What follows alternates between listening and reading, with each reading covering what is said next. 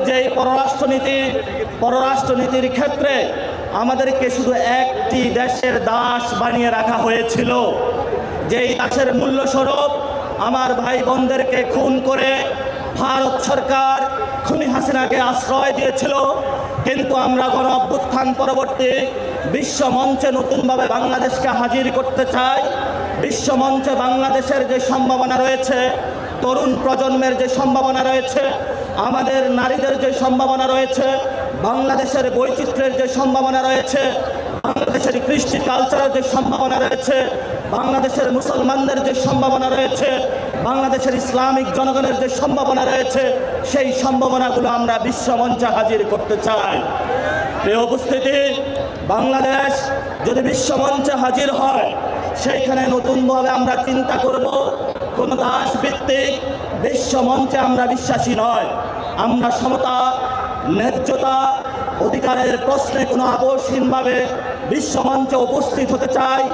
আমরা আমাদের এখানে রোহিঙ্গা সংকট থেকে শুরু করে গাজা সংকট, কাশ্মীর সংকট, ইয়ামিন সংকট থেকে শুরু করে বিশ্বের যে জায়গায় নিপীড়িত মানুষ রয়েছে, তাদের সাথে আমাদের পররাষ্ট্রনীতির প্রথম ধাপ সংযোগ হবে।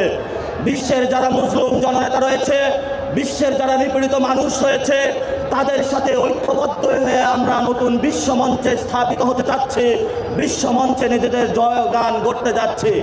আপনারা জানেন, বাংলাদেশে আমরা গত 50 বছরে কোনো একটি দল বলি, দুটি দল বলি, সংবিধান বলি, সর্বক্ষেত্রে এক বা দুটি দেশ বা তিনটি দেশ বা বিদেশি সাহায্য নির্ভর বা জাতিসংঘের যে সিকিউরিটি কাউন্সিল রয়েছে, সেগুলোর বাইরে গিয়ে পৃথিবীতে অন্যান্য রাষ্ট্র যে বিরাজ করে, সেই বিরাজমান রাষ্ট্রগুলোর সাথে আমরা সম্পর্কের ভিত্তিতে নতুন একটি দেশ যে চিন্তা ভাবনা করতে পারবো, তা পলিটিক্যাল যারা কমিউনিটি রয়েছে, রাজনৈতিক নেতৃবৃন্দ রয়েছে, তাদের মধ্যে সেই মনোমততে আমরা কখনো সেই শুভবুদ্ধির উদয় দেখি নাই।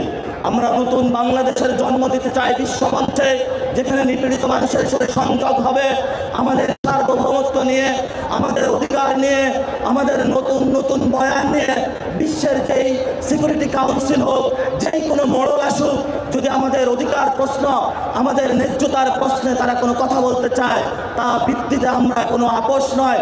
নতুন বাংলাদেশ, নতুন বিশ্ব মঞ্চ গঠনে আমরা নতুনভাবে আবির্ভূত হব। সংগ্রামী জনতা এবং উপস্থিতি, আপনারা জানেন, দক্ষিণ এশিয়াতে আমরা একটি জাতিগত বৈষম্যের মধ্য দিয়ে যাচ্ছি। এখানে দলিতদেরকে নিপীড়ন করা হয়েছে, মুসলমানদেরকে নিপীড়ন করা হচ্ছে, বাঙালিদেরকে নিপীড়ন করা হচ্ছে, বিভিন্ন জায়গায় যারা জাতিগোষ্ঠী রয়েছে তাদেরকে নিপীড়ন করা হচ্ছে। দক্ষিণ এশিয়ার যে শান্তি প্রতিষ্ঠা, আঞ্চলিক সার্বভৌমত্ব রক্ষা, সেখানে বাংলাদেশ নতুন করে এনসিপির নেতৃত্বে নতুনভাবে নেতৃত্ব গ্রহণ করতে চায়। সর্বশেষ যে কথাটি বলবো, আমরা একটি ন্যায্যতা এবং সমতা, মিউচুয়াল রেসপেক্টের ভিত্তিতে একটি ফরেন পলিসি চাচ্ছি।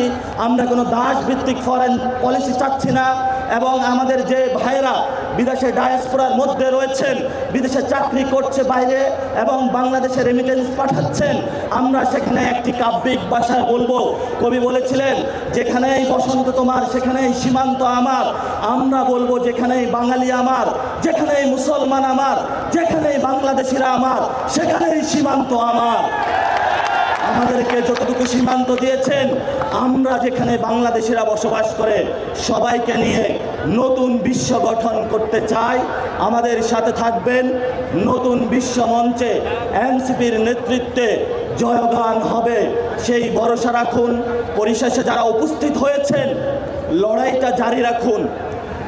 আপনারা 1 বছর ধরে মাঠে আছেন, কোনো টাকা পয়সা ছাড়া, কোনো তদবির ছাড়া, কোনো টেন্ডারবাজি ছাড়া, কোনো চাঁদাবাজি ছাড়া। আপনারা নিরেট মানুষ, এই পঙ্কিলতা থেকে মুক্ত হয়ে, যদি পাপ থেকে মুক্ত হয়ে আপনাদের এই লড়াই ধরে রাখতে পারেন, ইনশাল্লাহ এই শহীদ মিনার থেকে আমরা গণভবনে গিয়েছিলাম।